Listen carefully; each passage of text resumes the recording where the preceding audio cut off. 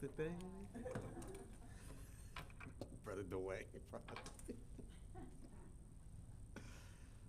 In the name of Allah, the beneficent, the merciful, I bear witness that there is no God but Allah, who came in the person of Master Farad Muhammad, to whom all holy praise is due. We can never thank Allah enough for raising up in our midst a divine leader, teacher, and guide, the Christ, whom the world has been looking for.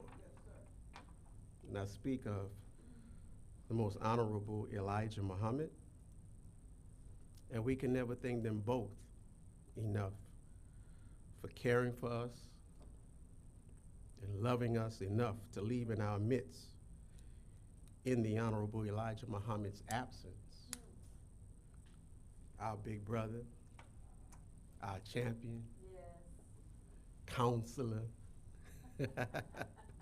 guide, and warner in the person of the Honorable Minister Louis Farrakhan Muhammad. And in those names, I'd like to greet you with the greeting words of peace and of paradise of Assalamu alaikum. Wa alaikum salam, sir. How we doing today? Fine, sir. Praise be to Allah. Y'all see me pulling all kind of stuff out of my pockets. Yeah, right? It's good to be in front of the believers. It's good to be alive. Oh, yes, come on. And in this day and time in which we live in, all of us should be thankful. All of us should be grateful Yeah, that's right. for having another day to get it right. Yes, sir. I want to thank Student Minister Willie Muhammad for giving me the opportunity to come before you in his absence and say a few words. I want to thank our Brother Dwayne Muhammad, Sister Niara Sadiq, and of course our Brother Mujahid for your words. Me and Brother Mujahid, boy, we done been through some things. And we've all, Brother Dwayne, we were all here, man, around the same time. And we all been through some things. So just the fact, I always talk about this. There's a song by Donnie McClurkin called Stand. And he says, when you've done all that you can do, stand. See, so when you and I see believers that's been around for 10, 15, 20, 30, 40 years, and they're still here, and they still have a smile on their faces, they're standing. Because just like Brother Mujahid was saying, new believers may see them and just see what you see today. But others can see battle scars. That's right. That's right. Others can see the trials and the tribulations that they have gone through. That's right. And when you are on the battlefield with each other, it grows a bond. It grows a kinship that can never be broken. So regardless to if one moves to one place or another, the bond is still there. That's right. We all right? Yes, sir. Okay. And so, Student Minister Willie asked me to do the lecture for the day. And I will strive to do my best by Allah's grace and permission. And so I want you to be patient with your brother. The title of today's talk is The Test of Faith.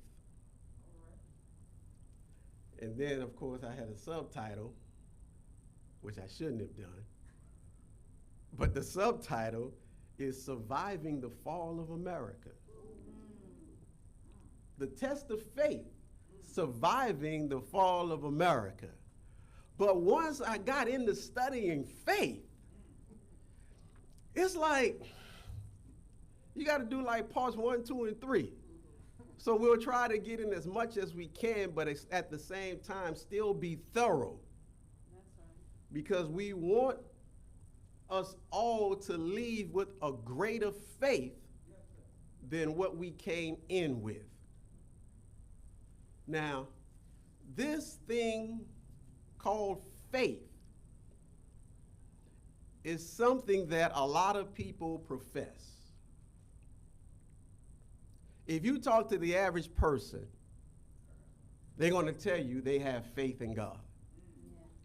Even if they are not active in the church or the mosque, especially black people, they're going to tell you they have faith in God.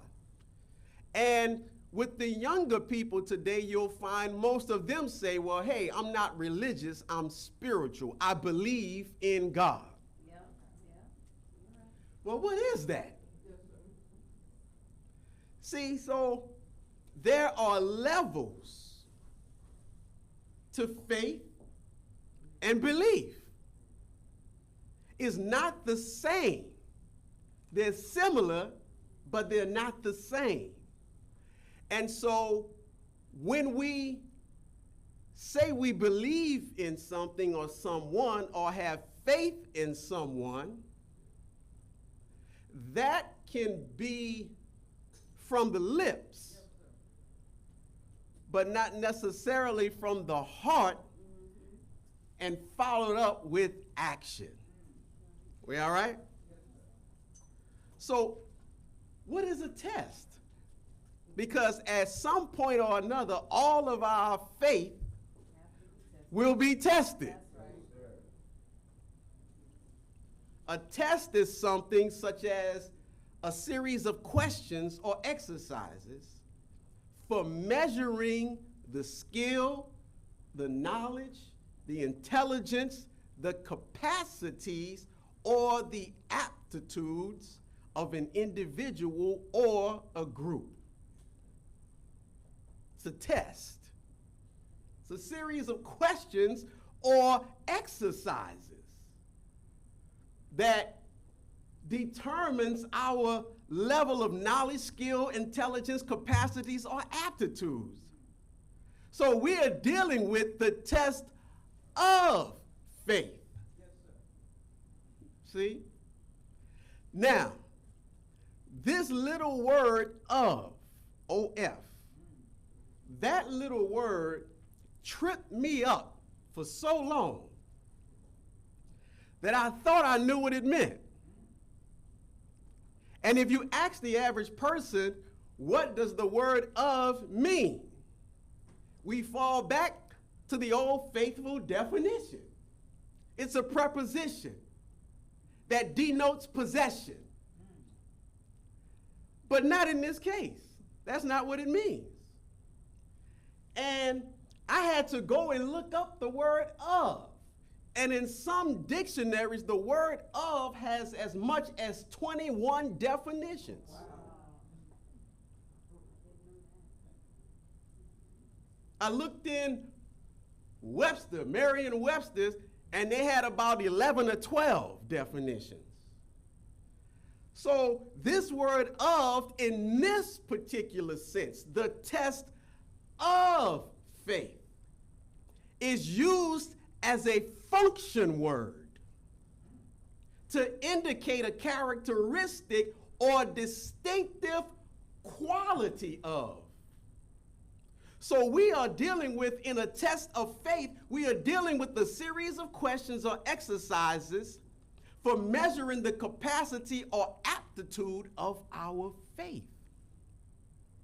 So the dictionary says that faith is belief and trust in and loyalty to God.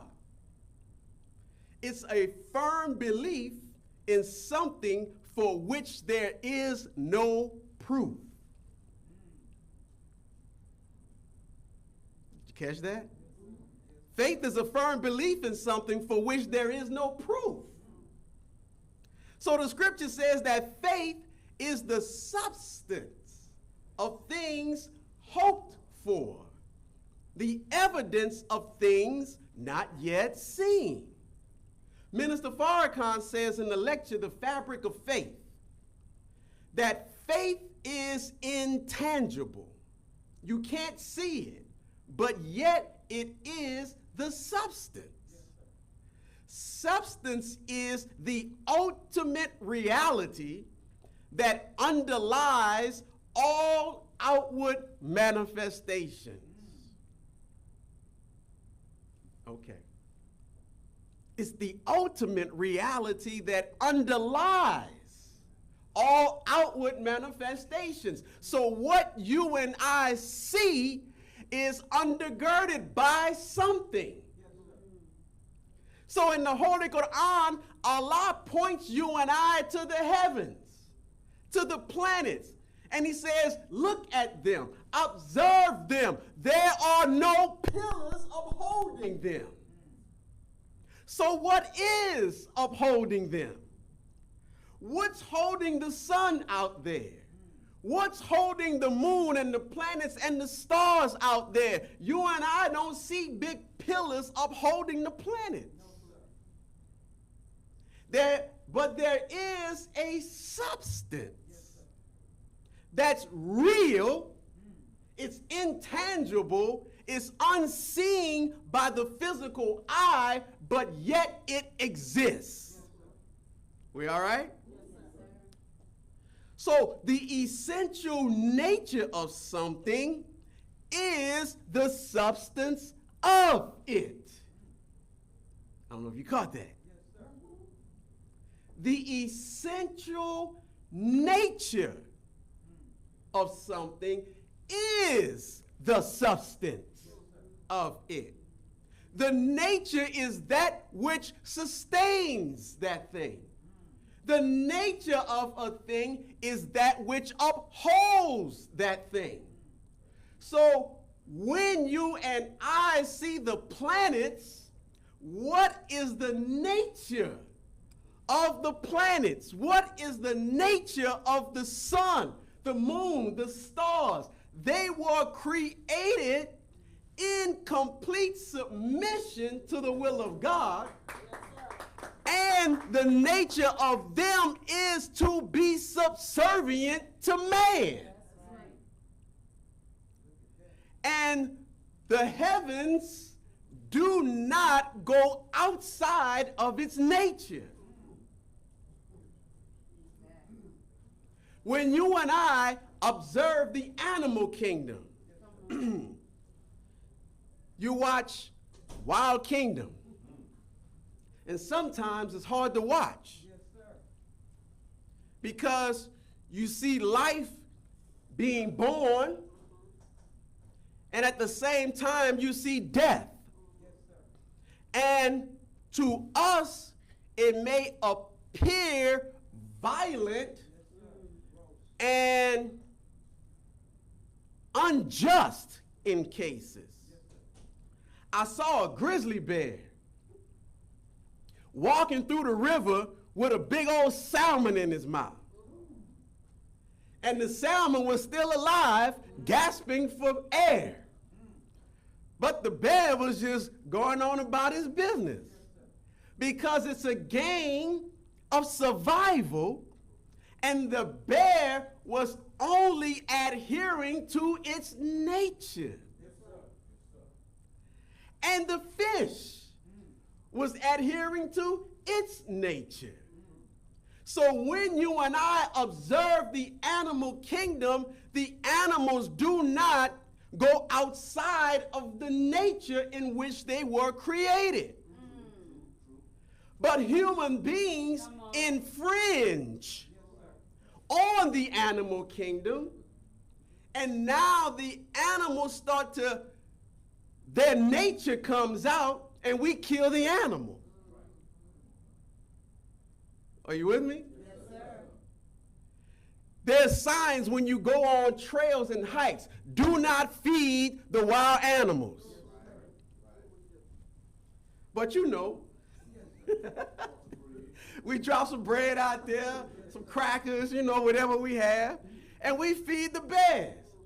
Now you feed the bear, you feed the lion. Now all of a sudden the bear and the lion is following you because it wants some more bread because it never had bread before.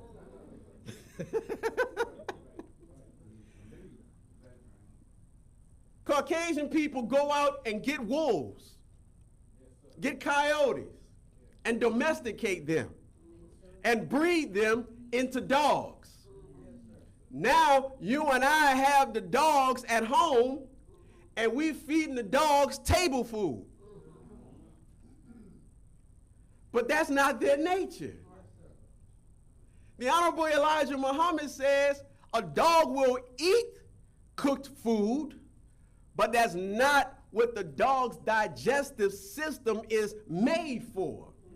He said if you feed the dog raw meat and put the cooked food there, the dog will go to the raw meat first because it's the nature of the thing, and it's the nature that keeps it alive. It's the nature of it that keeps it out of danger when it senses danger. So what am I getting at? I'm getting that the nature of a thing is, in fact, the substance that upholds it and sustains it. And the human being, praise be to Allah, the human being was created in the nature of God Himself. That's right. We are created to give complete surrender, submission to our Creator. And when we go outside of that, then the foundation that we are able to stand on otherwise starts to diminish. We're going to get into that. Put a pin in that. So he says that the essential nature of something is the substance of it. Substance comes from two Latin words, substare, or stare, S-T-A-R-E, which means to stand under. It is the foundation of your life. So faith is not something that you and I go out and try to find. It's not under a rock, or it's not in any school. You can't find nature in faith in school. We don't find faith in our spouses. Oh, got quiet on that one. Your husband and your wife cannot give you faith. So we be so in love sometimes that if I can't have you, nobody can't have you, and I don't want to live anymore. The minister said, you sound like a fool.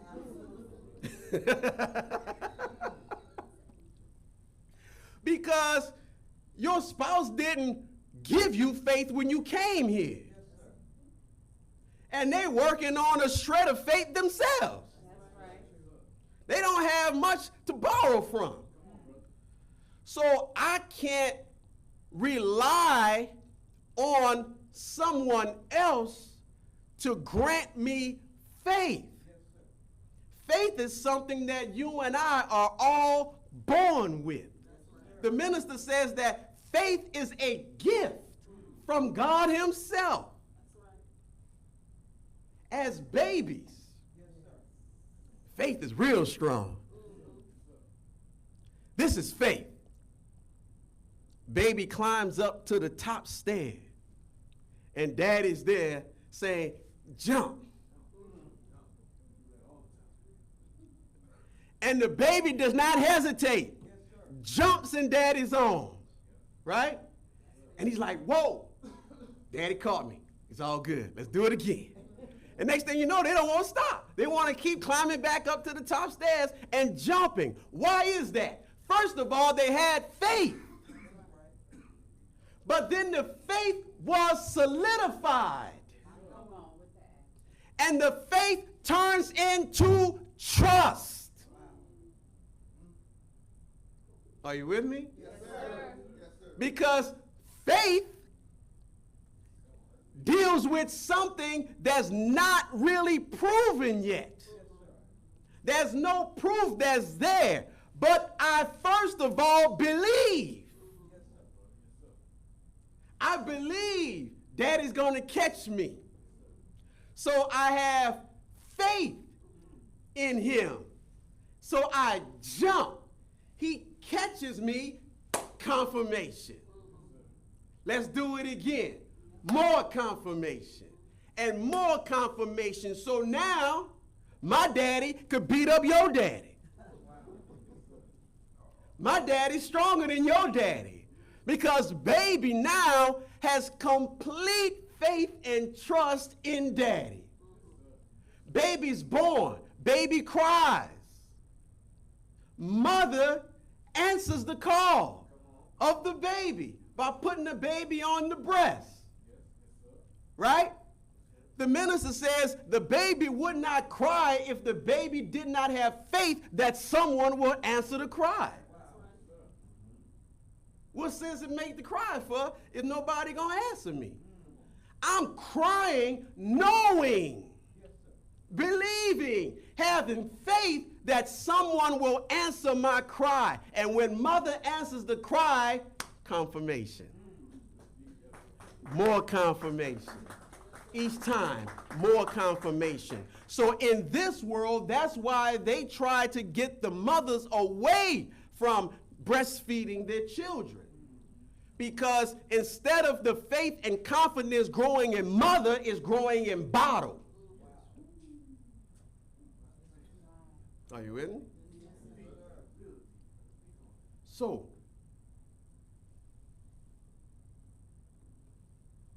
as we grow in faith, the trust factor strengthens as well. And now there's nothing that you and I won't attempt to do because of that faith.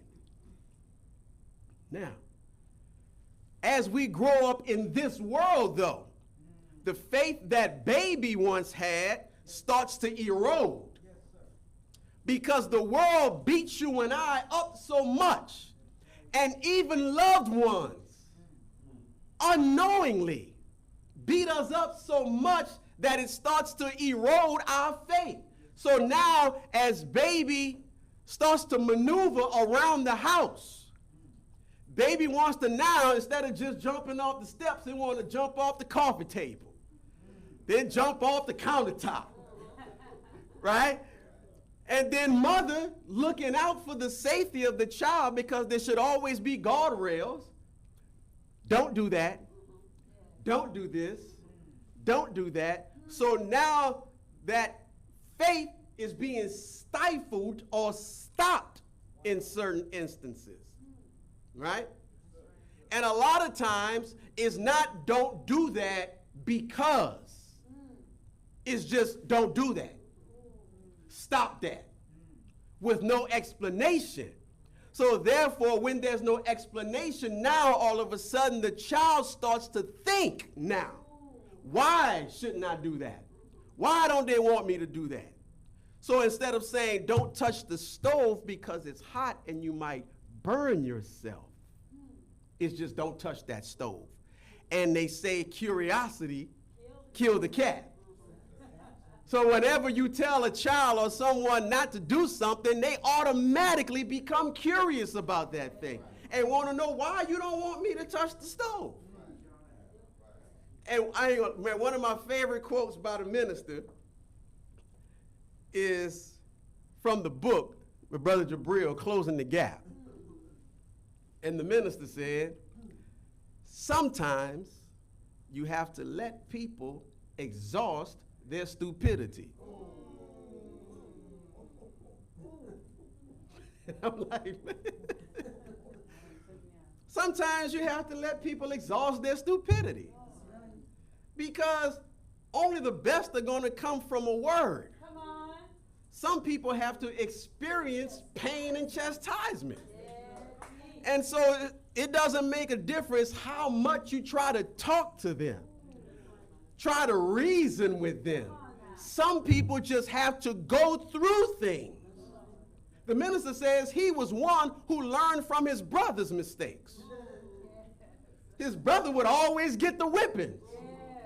And he would observe that, and he's like, nah, I don't think I'm going to do that. But some people, you all know, is the one who has to go through it sometimes. And it doesn't mean they're a bad person. It just means that that's their way of learning. Some people are just hard-headed. Some people just don't get it like that, and they must experience it themselves. Are we all right? Yes, sir. But in this world is so in opposition to the way and the will of God that everything God says that you and I shouldn't do, the world says it's okay. Yes, yes. Anything that you and I strive for in this world of good, this world puts down those things which are good and uplift the things that are not good. That's right. So now all of a sudden you start doubting, and then they lift people up who do no good things. Come on. So now we see people being rewarded for doing the things that God said that we should not do. That's right. And they are now millionaires and billionaires. And here you are striving to be righteous. Trying to do the right thing. And you trying to figure out how you're going to survive from month to month. And you're like, man, what's going on? Something not right. So now we start to question what we have been taught of God and of righteousness and of faith, because I see all these people who don't even profess God being quote unquote successful. We all right? Okay, I want y'all to walk with me. So in this book, the Holy Quran, Allah introduces himself to us. And I want you to hear what he says. Look at what he says. He says, it reads, in the name of Allah, the Beneficent, the Merciful. I. Now, that is singular, first person. I. No one else on the outside of me. I am. Present tense. Is. Right now, in this moment, exists. I am the definite article, no other. The best. Best. Above all else. Noah. One in knowledge. I, Allah, am the best Noah. This is how God introduces himself to you and I. From the beginning of the book. And then he says, check this out. This book, I'm telling you, man, when you and I start looking up words, clearing and defining words, things start to pop off the pages.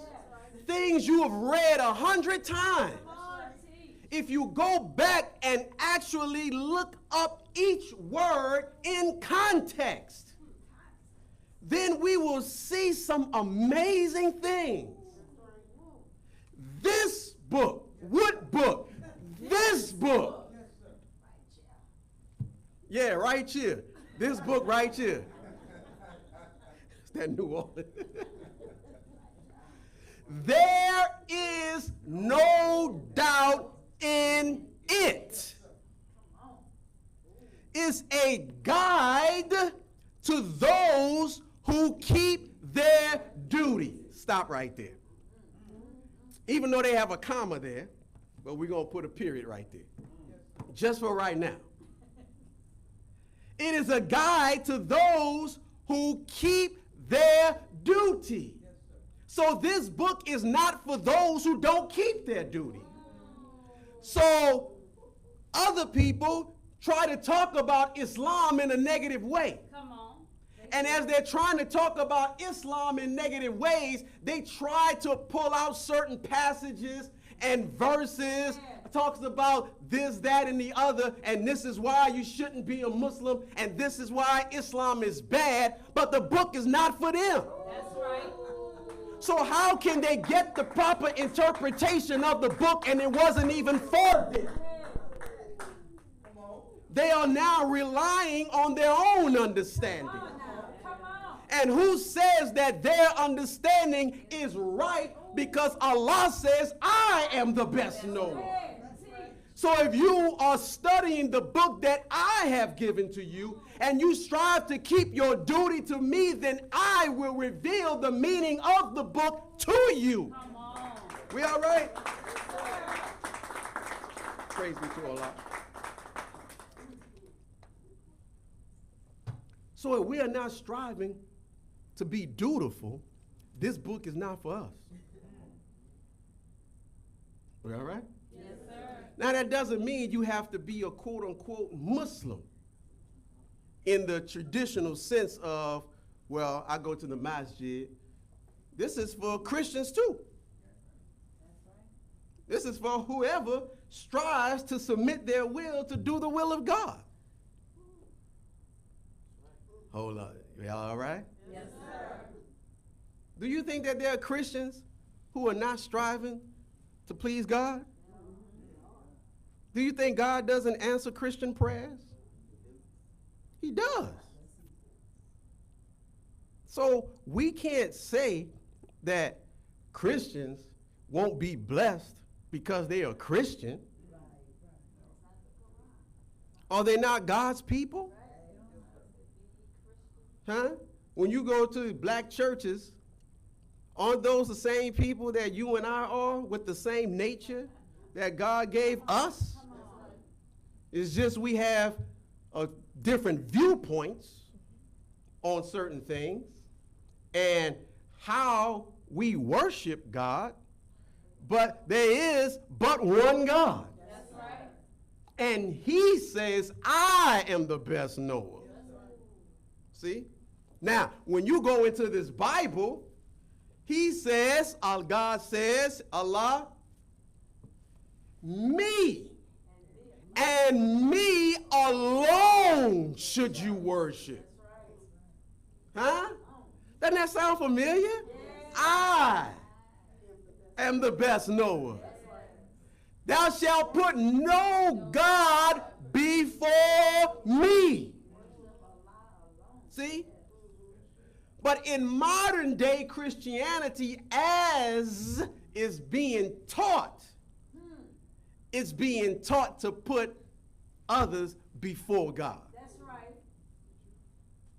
It's being taught to put Jesus before God. And Jesus never did that. No, sir. So that's not Jesus' teaching. That's right. Come on.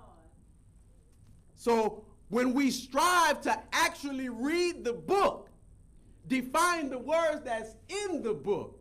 Remember, Jesus' disciples came to him and said, "Good master." Jesus stopped them in their tracks. Yes. He said, "Whoa, whoa, whoa, whoa, whoa. Why are you calling me good?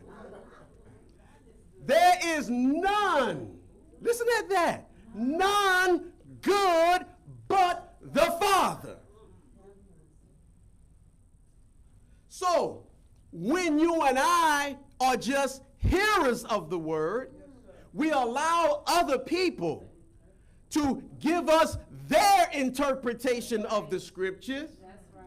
We follow them blindly, That's right. not knowing it for ourselves, and so therefore they slowly erode our natural faith in God. Teach. Are you with me? Yes, sir. It says, so if this is there is no doubt in it, is a guide to those who keep their duty, who believe in the unseen. See, there's that belief thing. Belief comes first. Yes. See?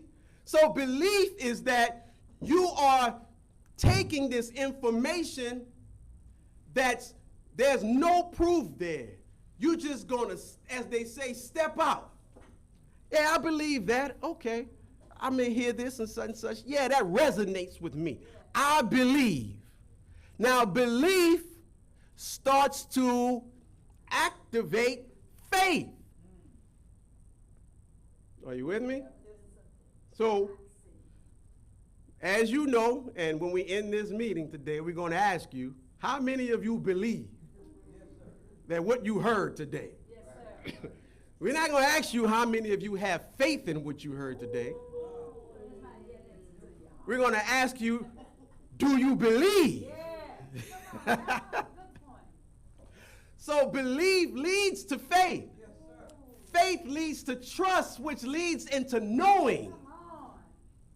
We all right? Yes, sir. So we must first believe in the unseen. And this word unseen in the Quran has a capital U, which is referring to the supreme being, God himself. Come on.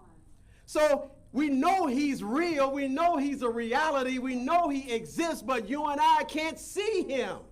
Evidence. That's where faith comes in. See? I believe in God, but do I have faith in God?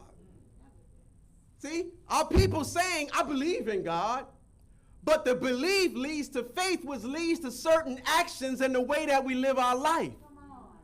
And if our life is not congruent with what we say we believe in, then do we really believe? Come on. So we must believe in the unseen. Yes. And it says, and keep up prayer. Well, how are you and I going to submit ourselves completely to the creator of the heavens and the earth if you and I don't talk to him? So that he can talk back to us and guide us. Yes, sir. You see? Yes, sir. So when you and I pray, that is a form of communication. Yes, sir. And communication goes both ways. One way, quote unquote, communication is really not communication. You're just talking to someone. Yeah. True communication is reciprocal. Come on now. You put out a call. That call is heard. That call is understood. And that call is responded to. Now, when that call is responded to, you receive the call and acknowledge it. And then act upon the answer that you were given. We all right? Yes, So sir. some of us say, yeah, I talk to God. That's the problem. We're just talking to God. But we're not, as you said, Brother Stan, we're not listening for God to respond to what we are talking to him about. God, I need this, I need that. God, I need this and need that. And I pray in the name of your son. Amen. And that's it. And we rolling out. God has a mouth. God has ears and eyes. God has emotions. He has feelings just like you and I. So don't think that when you and I communicate with the God that he does not hear us. All right, we good? So we must believe in him, communicate with him through what's called prayer, and then it says now, and spend out of what we have been given. See, so now you have the act of belief first, then you have following that belief in action. Yes, sir. Two actions. Pray and spend. Now, when you are in a religious setting and you start talking about spending in the cause of God, antennas go up. Because for so long, we have been misled, robbed by people who stand before us and say that they represent God. That's right. God does not need your and my money. That's right. He was God before you and I existed. So he doesn't need our money. That's right. But what we don't understand sometimes is that giving in charity is not for God. It's for us. You may say, well, how me giving my money away is good for me?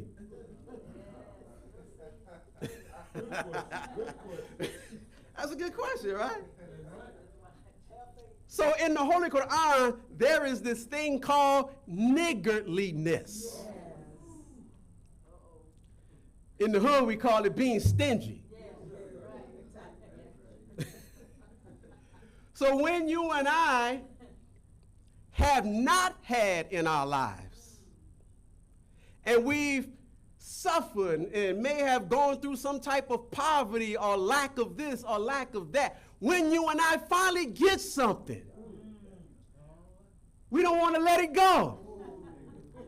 Have you seen the experiment that they did with the monkey and the banana? They cut out a hole in the box, and they put a banana in the box, but the hole was just big enough for the monkey to put his hand in there and get the banana. And so the monkey puts his hand in the hole, grabs the banana, but can't pull his arm back out. So he's going back and forth trying to figure out how to get his hand out without letting go of that banana. Not realizing that behind that is a whole banana tree or bush. And that's what happens with us when it comes to charity or spending in the cause of God sometimes. We try to hold on to the little that we have, not realizing that the blessing on the other side of it is much greater. Giving in charity expands our breasts. It expands and opens our hearts. And it grants you and I grace and mercy towards others. We all right? Yes, sir.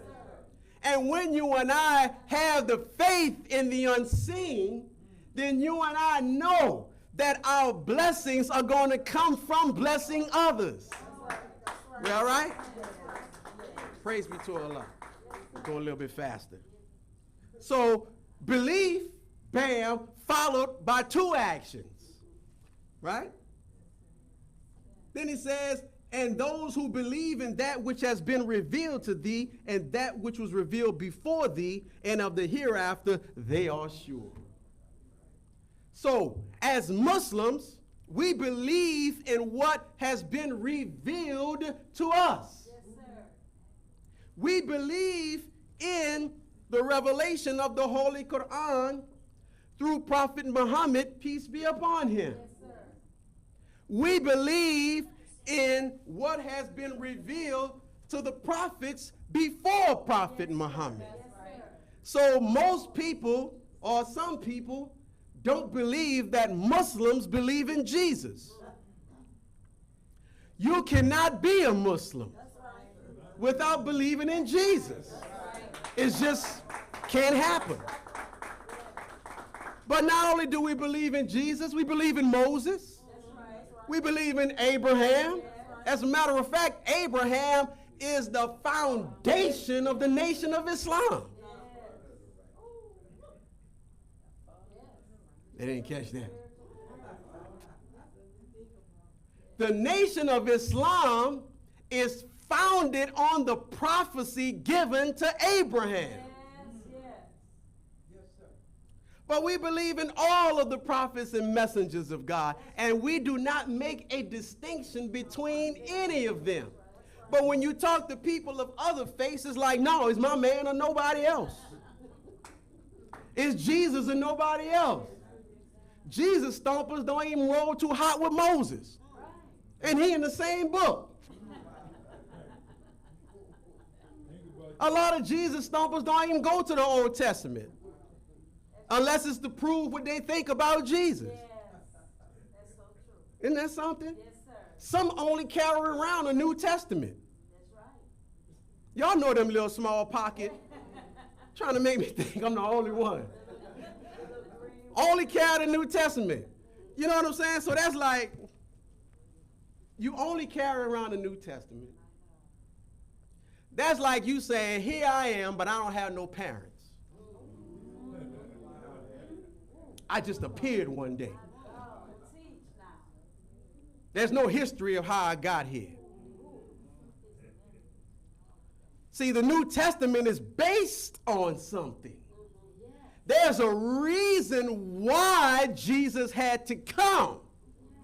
And if you and I don't go into the previous scriptures to find out the reason Yes.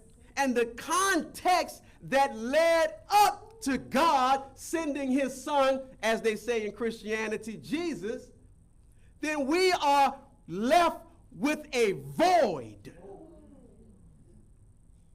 And we are now just acting on something without a foundation, without true faith. Come on, teach.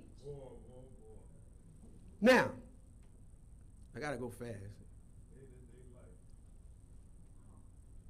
As you and I grow stronger and stronger in faith, but at the same time living in a world that is in opposition to God, this world can make you and I doubt our faith. That's right. So the minister says in the study guide, Building the Will Part 4, doubt threatens the light of desire. Doubt starts with a thought that is against your desire. It starts with a thought. Man, I want to do this. That little thought comes up, man, you know you can't do that. Why are you going to try to do that? Man, why don't you try to do something a little easier? Nah, maybe somebody else can do it. I don't know if you can do it. There's nobody around you saying that. There's nobody in the room with us. But those are voices that come from within ourselves. Because we are now doubting the very nature in which we were created. Because if we were created in the nature of God and there's nothing impossible for him, then what's impossible for you and I? So he says doubt starts with a thought that is in opposition to the desire that you and I have. Your desire is extinguished by doubt. A hesitancy in believing has a chilling effect on movement. Now, I've read that hundreds of times. And I'll say, yeah, you know, hesitancy in believing has a chilling effect on movement. Until you check out what chilling means. And when I was reading it, I'm like, oh yeah, you know, cold, you know, it's got a chilling effect. But have you ever seen, like sometimes you see on these superhero movies, you got, I'm about to date myself, but you got Mr. Freeze. Batman. Or on that original Batman series, the Joker or one of them would hit you with the freeze gun. Yes, sir.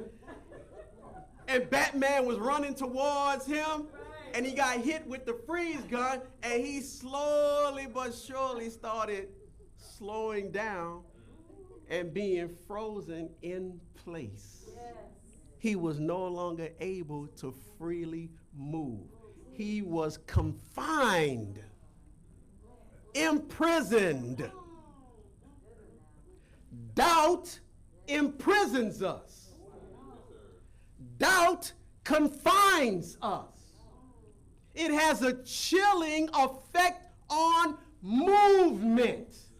So when you and I desire to do a thing, we can't do it. We're stuck in place. That is the symbolism behind them nailing Jesus' feet on the cross.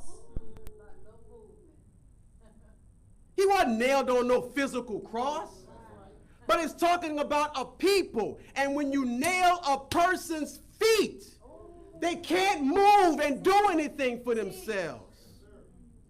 His hands were nailed. We can't be productive if our hands are tied. They put a crown of thorns on his head. They knew he was a king. They knew he was God's son.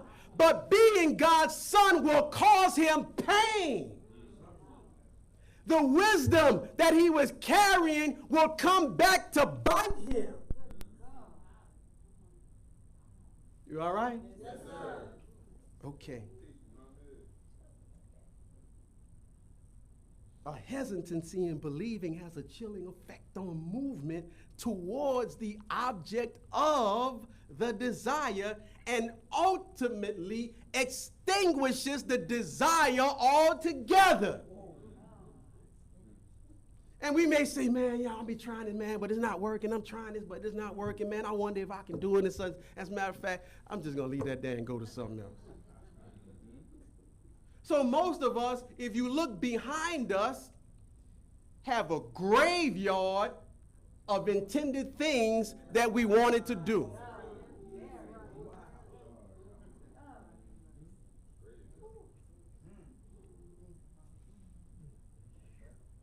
Doubt halts the process of decision making and decisive action. So a person with a clear mind can look at a thing, observe the thing, analyze the thing, and make a decision. But where there's doubt, we look at the thing and don't quite know what we're looking at. We look at the thing and say, yeah, I want to do this, but what if? I look at the thing, but man, it's going to require something of me to get this. See, we want the easy road. We don't want the uphill road. Anything that you and I desire in this universe is going to require the uphill road. The things that you and I get easily, that's not the things that build character. See? Character is built through trial, difficulty, uneasiness. We all right? We're still talking about the test of faith, surviving the fall of America. But our faith has to be built up in order to survive. We all right? Yes, sir. I'm going to go a little faster. It's a whole lot, man, but I'm going to go a little faster. The minister says, so doubt halts the process of decision making and decisive action. It undermines faith. Now, remember what we said before. Faith is the substance of things hoped for. Right? So now that's the foundation. Faith is the foundation. It's the unseen that undergirds it. But check this out. Doubt undermines the foundation of our faith. It starts to dismantle it piece by piece, part by part, until we get to the point to now we start to question God. He says it undermines faith, and when faith is undermined long enough, it disappears. He says hypocrisy is the absence of faith. Doubt is its mother. Hypocrisy. Do we know what hypocrisy is? Hypocrisy is believing in something and then turning back on what we say we believe in.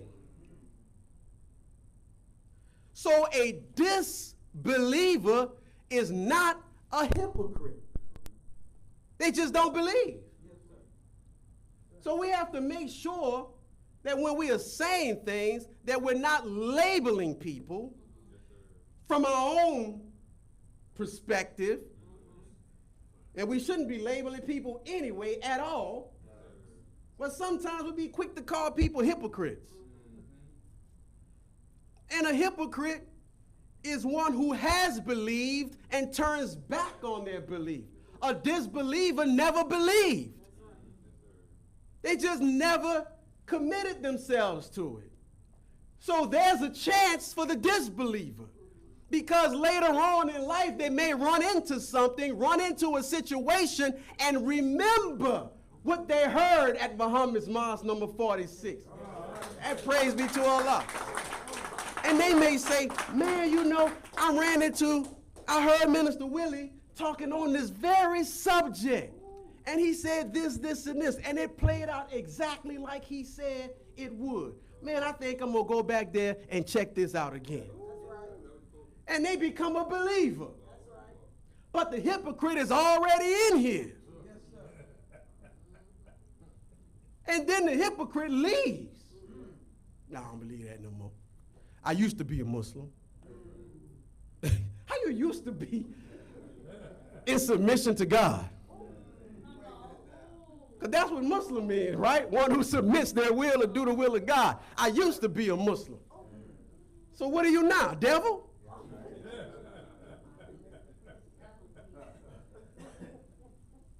We are, all right, so let's move forward. So, I know we hear a lot about faith. Everywhere you turn, we hear a lot about faith, especially in the religious sense. So if you ask most people, they're going to tell you, yeah, I believe in God.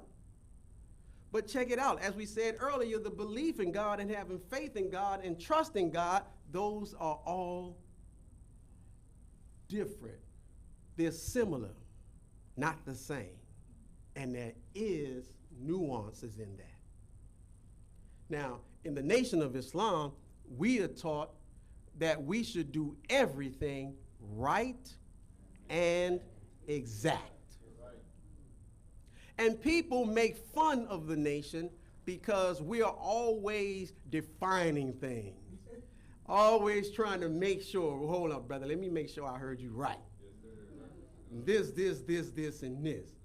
And most of the time, people just be wanting to hear something, hear your opinion, but it's not necessarily my opinion. This is what the Honorable Elijah Muhammad says about that. This is what the Honorable Minister Louis Farrakhan says about that. And we must get away from the point of just blurting out our opinions with no references.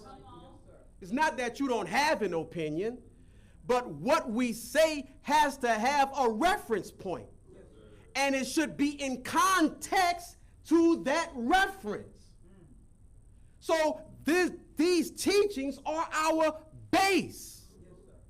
So if we say the Honorable Elijah Muhammad teaches this in How to Eat to Live, about eating the navy bean, right? He says you should eat the navy bean. He says it's the best bean and the best food that you can eat. Okay, he didn't go into a whole lot of details. That wasn't for him to do. He like gave the law, man. Do this, don't do that, don't do that. Eat this. But if later on down the line, as you and I and as the nation grows and matures, now you go into nutrition, in the field of nutrition, and you start studying the navy bean. And then you see all of the benefits, all of the proteins and carbs and fats that are balanced just right in the navy bean. Now you and I can say, the Honorable Elijah Muhammad said, eat the navy bean. It's the best food we can eat. And this is why he said that. Are you with me? But don't just, I was on ChatGPT the other day. And I asked it to give me something from the Honorable Elijah Muhammad from How to Eat to Live on the best way to eat. And if you and I, see, and this is the key, if you and I have never read How to Eat to Live, whatever ChatGPT throws at us, we'll believe it. Because GPT said you should eat Navy beans. But then then it gave you vegetables and all these things you can eat. And right at the top of the list was kale. I said, I realized Muhammad never told us to eat no kale. As a matter of fact, he put it plainly. Do not eat the vegetable called kale, period. Those are his exact words. Then he was telling you to eat the greens of the turnips. The messenger did say you can eat turnips. He said, but not the green leaves. Eat the roots of the turnip. So this is where faith leads to action, which is studying, so that you and I can now, when we go out into the world, we are confident in what it is that we believe and what it is that we are being taught. Otherwise, we're just guessing. We all right? Yes, sir. So, all right, we'll go a little faster. Is everybody okay? Yes, You following me so far? So look.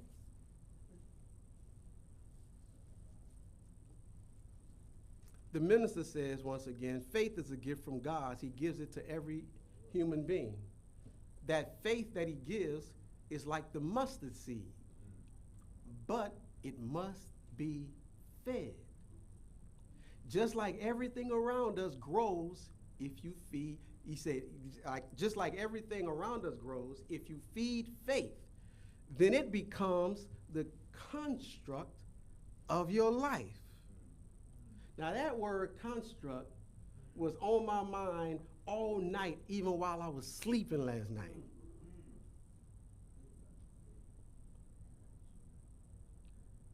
If you feed faith, then it becomes the construct of your life. It stands under the words you speak, the life you live, the things you do, the vision that comes into your brain. The construct of your life is the faith that underpins who and what you are. Construct. So, you know me, I gotta look up construct. So, when you construct something, or there's a construction site, something is being built. A construct, it's a structure. It's a framework. It's a foundation that undergirds what's about to be built on top of it. So when people get ready to build a building, they don't just build a building on top of the land. Yes, sir. You got a 30-story building that's built on top of the ground, where there's no foundation. So if you have a 30-story building, there must be a 30-story foundation underneath the ground that you and I do not see. That's the thing that actually holds the building up. So during, let me talk about it, 9/11. You remember 9/11? When those planes hit the Twin Towers, what happened to the building? No, it didn't. No, it didn't. Ain't nothing happened to the buildings, except some windows got shattered on the particular floors that the planes hit. The building was intact because there was a firm foundation. But later on, people said that they heard explosions. And a few days before 9/11, there were people, construction workers in the basements, in the subterranean of those buildings, doing some work.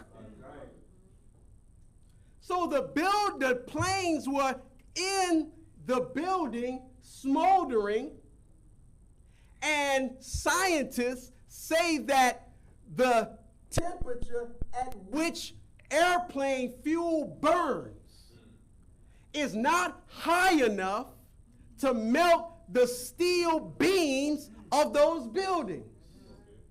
So how did the buildings come down?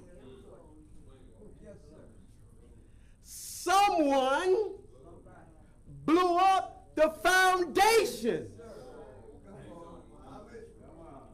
And the buildings came straight down. Now, do you remember a few years ago in Florida, there were these condominiums called Surfside condominiums? And they had some type of malfunction in the way that they were built. And that particular structure collapsed. But it collapsed. No, it didn't. On a side angle. Because a portion of it was still up. It was like a portion of the building just slid away from it. See? That was a defect in the building process. The foundation, the building itself stayed standing. Now, if you watch any other demolition videos, you will see that anytime demolition happens, those buildings come straight down.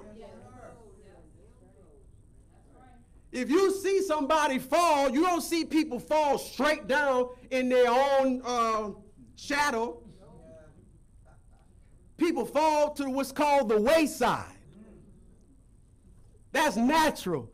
That's normal. But to fall straight down, there had to have been some type of intervention that took place.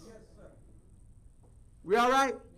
So this thing called a construct. Faith is the construct of your and my life. And you and I cannot allow people to blow up the foundation of our faith. Because now we come crashing down. And as you and I come crashing down, we try to take as many things down with us as we can. So when those buildings came down, all of the other floors came down with it in a pancake-type fashion. Now, you may say, well, Brother Long, why are you talking so much about faith?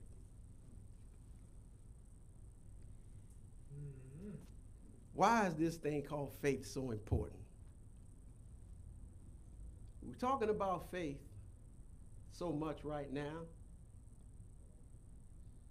because in a very short time period, all of our faith will be tested.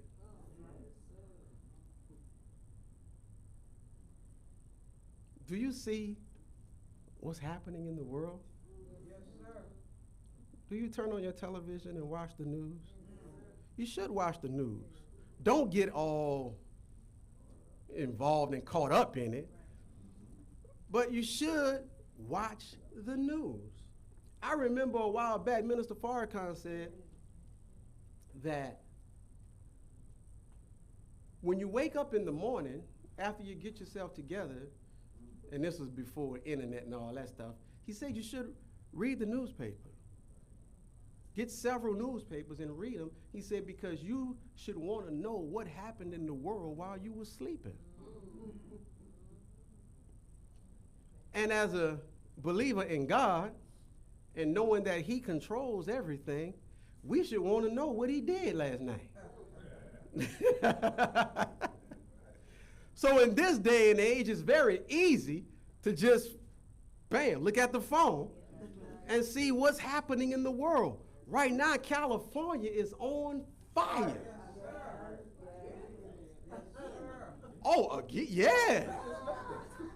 They said there's an average of 2 football fields burning every hour.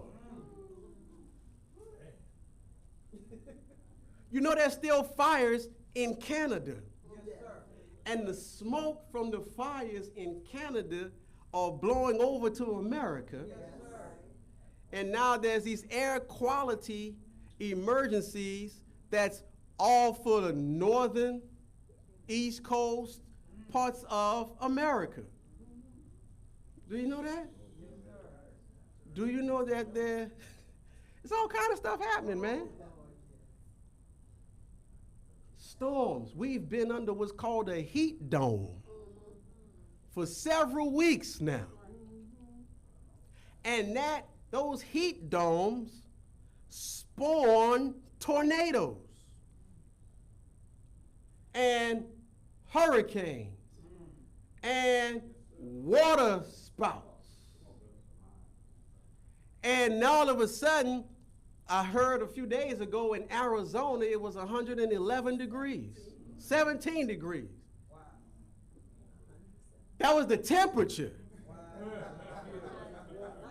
That wasn't the feels like temperature. That was the actual temperature. Can you imagine it getting 117 here with the humidity? You don't need to even go, no, don't even try to go outside. But there's things happening. So Allah says in the Quran, can't you see that we are visiting the land, curtailing her of its sides? So right now, there's a potential for a storm to be coming up in the Atlantic right now. This is still hurricane season here. So everything that's happening in the world, now that's natural disasters, but now let's look at the political tension. Real time right here, brother. Real time. You got Russia at war with Ukraine. Praise be to Allah. You got all these little skirmishes that's taking place all over the world.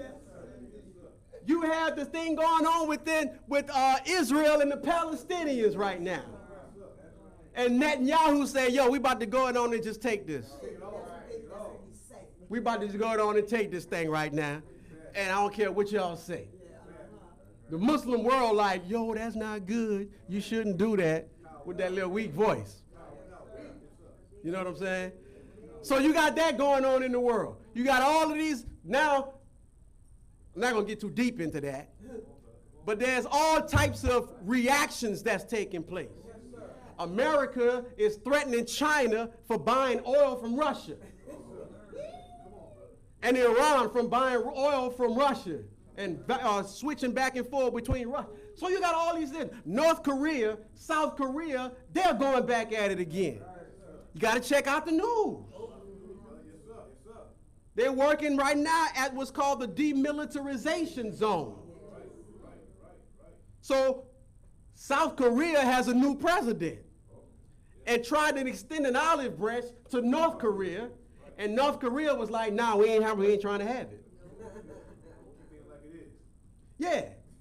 So it's a whole bunch of things going on in the world. Wars and rumors of wars. There was an earthquake in New York.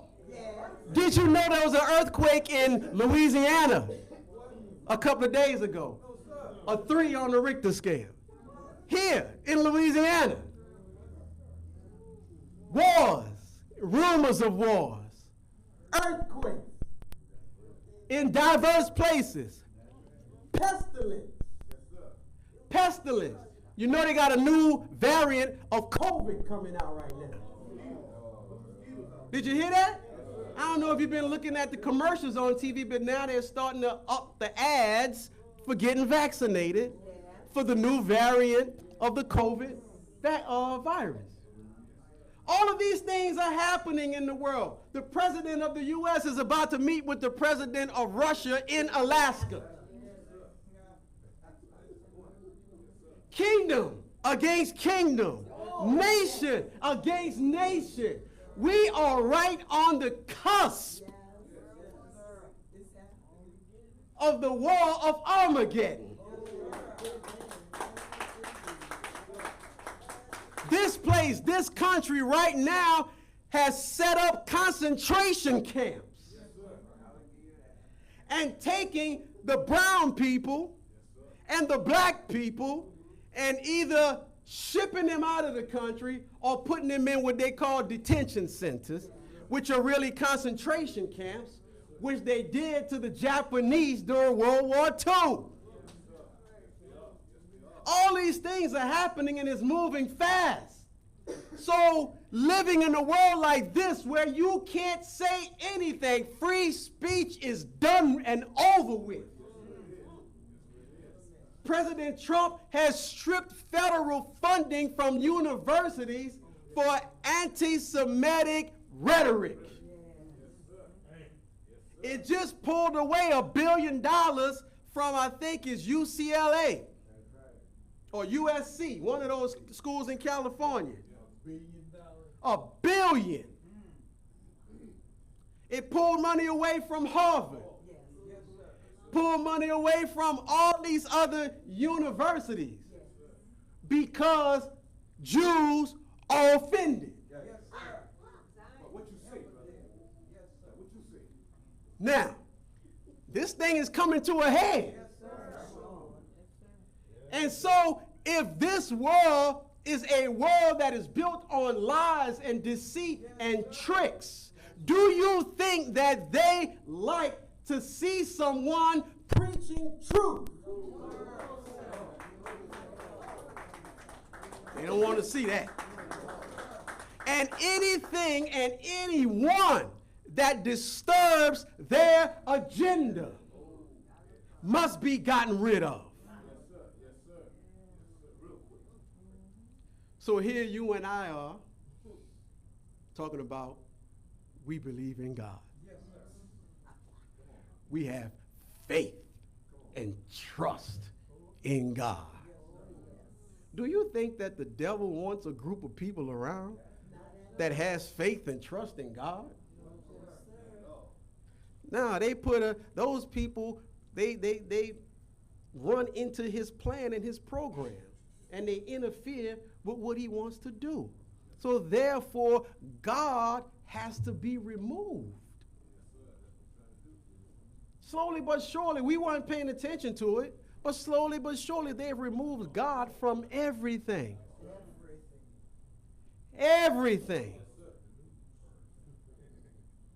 So here we are, family. Don't you think that at some point in time that this enemy is going to come after you and I, and our faith will be tested? Now, Nation of Islam, not only do we say we believe in God,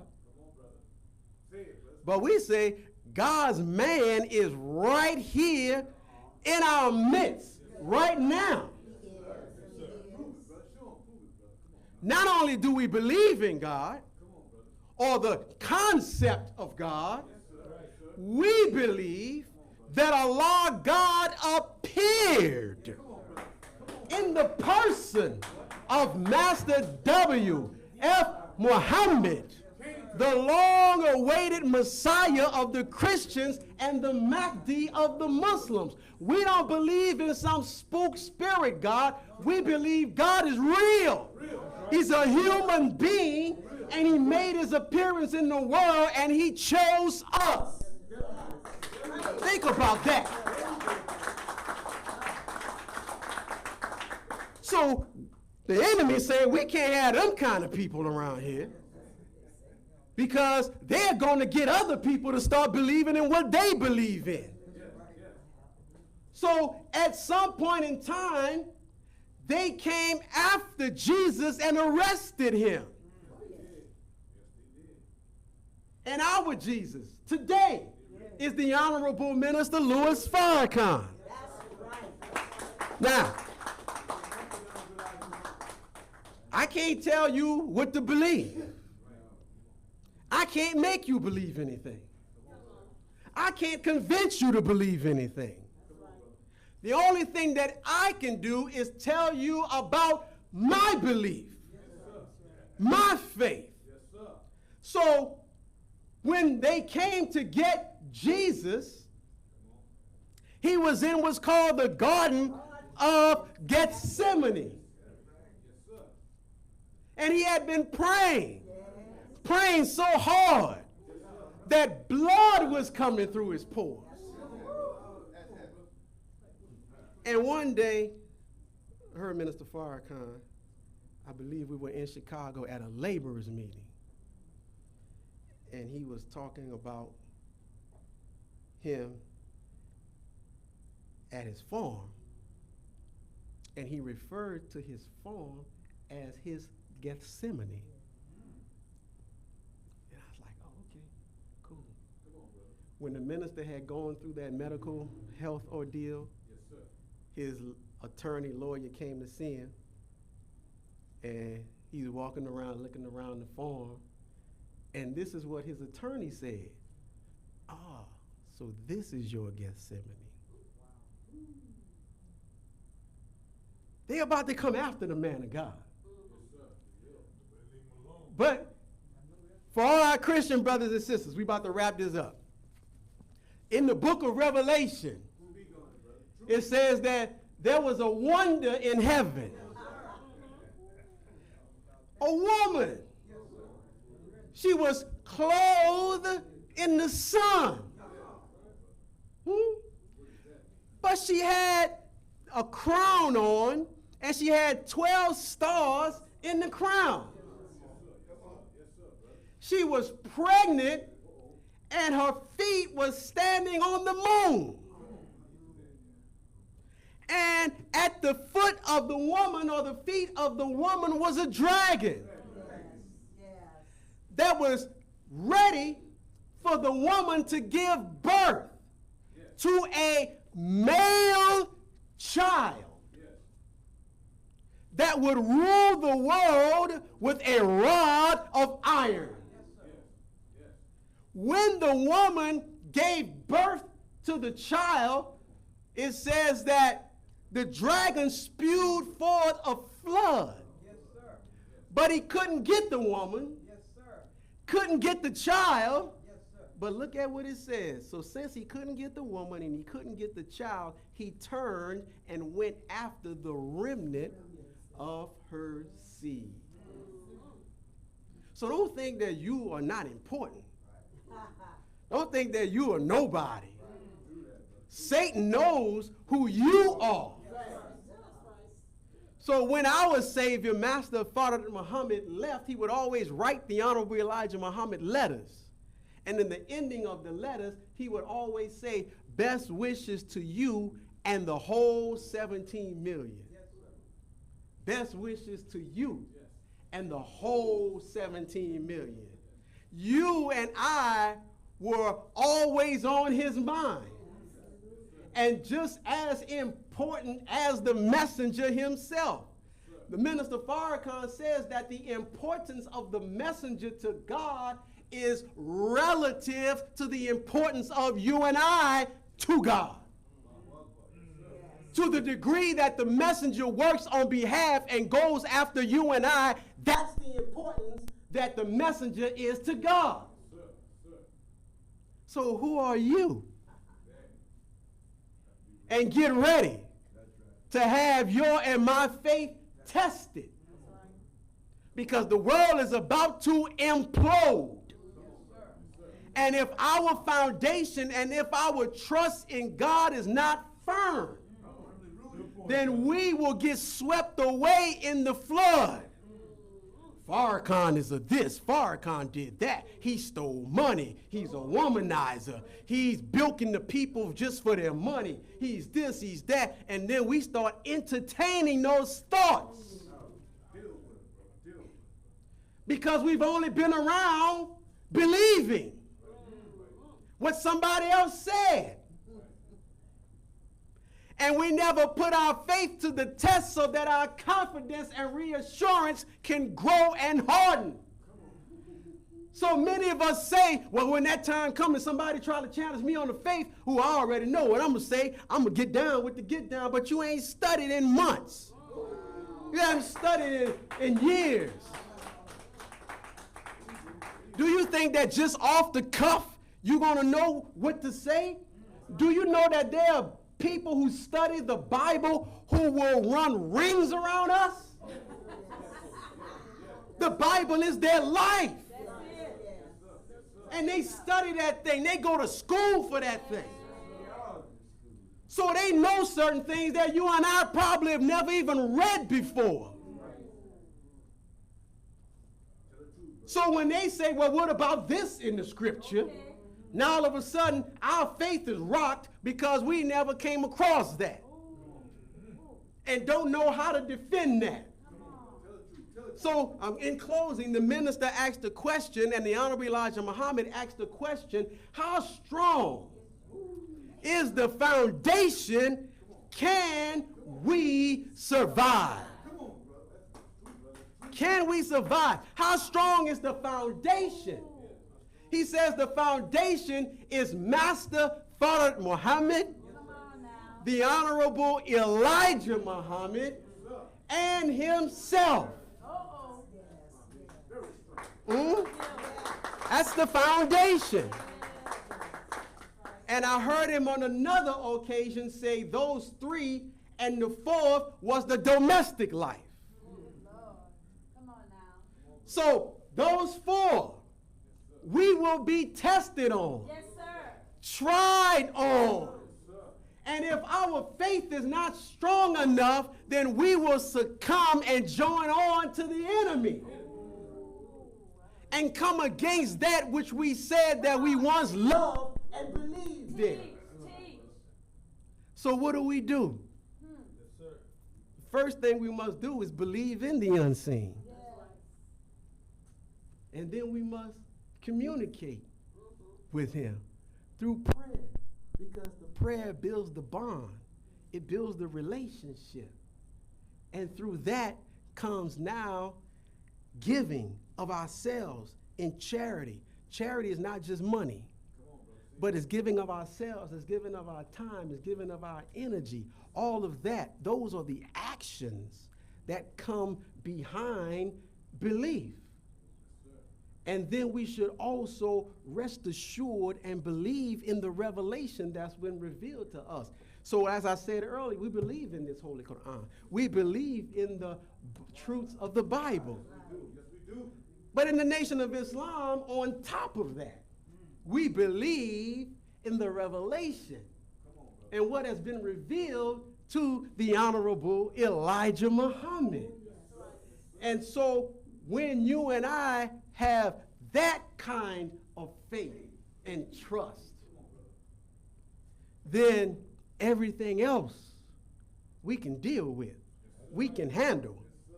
Having faith doesn't mean that you and I won't be afraid.